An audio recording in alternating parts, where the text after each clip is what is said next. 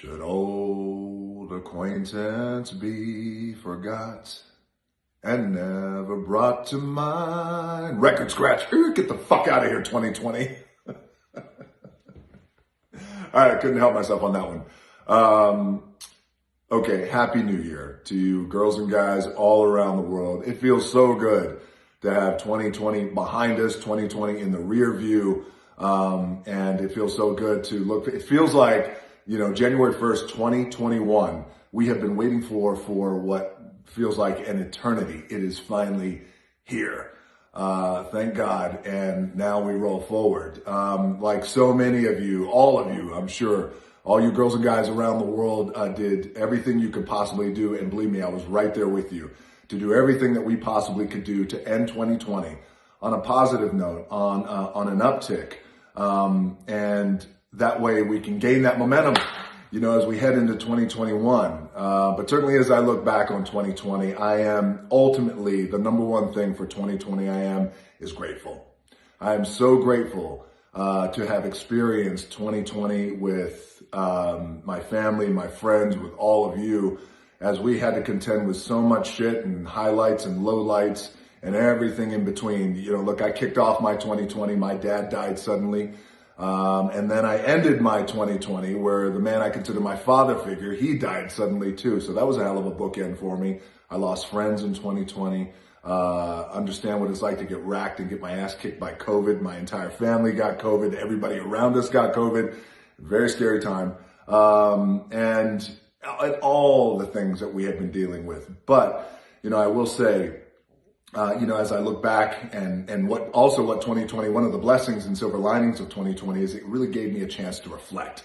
And I know it gave all of you a chance to reflect too as well, because Lord knows we had a lot of time on our hands as we weren't doing shit.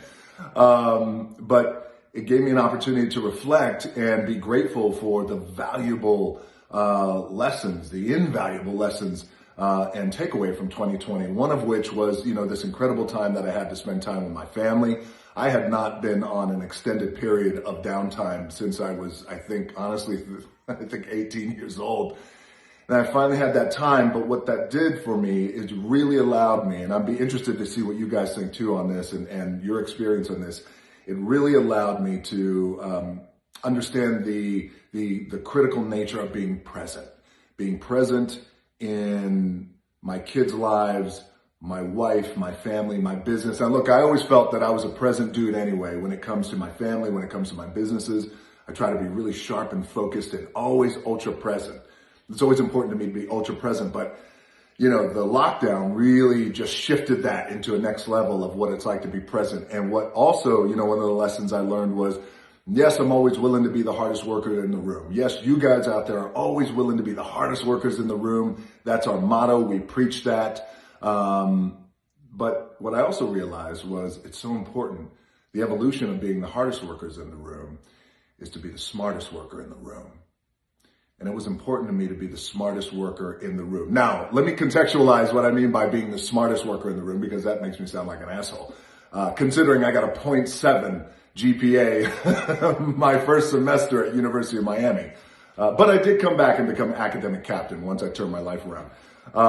But being the smartest workers in the room, for me, it was being smart enough to know that, yes, I'm willing to outwork everybody and put in that effort, but being smart enough to know that I need to surround myself with people who are a lot smarter than I am at what they do, so the vision can be executed and the goals can be accomplished.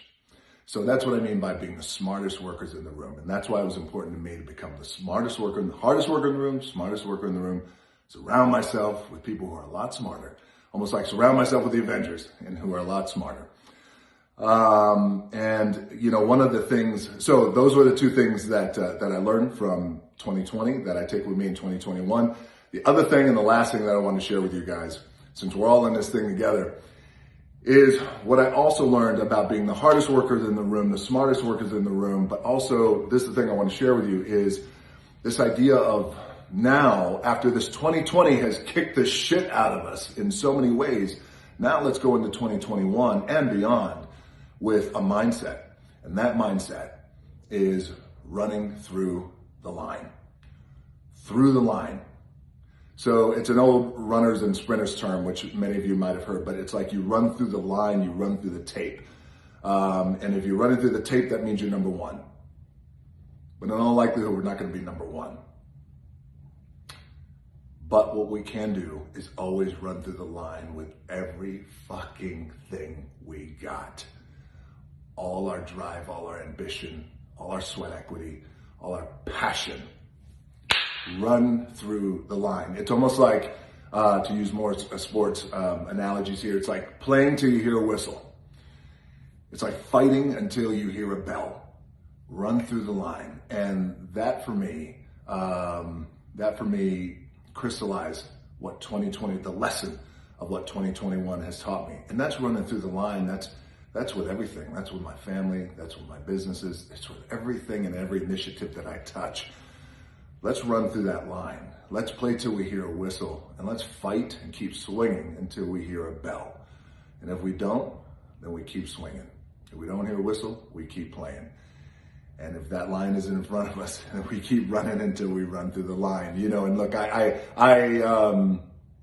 you're like, all right, Rock, with the sports analogies, you know, look, I just in my nature, my DNA, and I know so many of you guys are like this too as well, I play hard. And I love to play hard. And I also play angry. I really play fucking angry. But that works in my favor. But more importantly than playing hard or playing angry or however it is your approach it is to your businesses or what you do, but the number one thing that 2020 has taught me is to lean in more on playing with passion. It is that passion, that mana, like deep in here. That's where that comes from. And that's a separating thing. That's a separating quality and intangible that separates you from anyone else, which is passion. And that's where we deliver that passion, be unapologetic about it, and we move forward. So this 2021, here we are. Let's do this. Let us all be the hardest workers in the room, the smartest workers in the room. Always, always run through the line and always play with passion. We will do together. We will do everything like we do anything. And that is with 100% conviction, you know, and that fucking passion. That's what separates us. It's that soul. That's the mana. It's the soul, the mana, and the passion. All right, 2021, here we go. Let's get after it. Have a great day. Have a great weekend. And let's kick off our first Monday coming up in a few days. That's going to be a special Motivation Monday for us because it's the first Monday of 2021. Well, fuck, this is the first Friday of 2021, so we're going to get after it. Play with passion and play with healthy, positive energy. Here we go. Should old acquaintance fuck out of here, 2020. Here we go, 2021.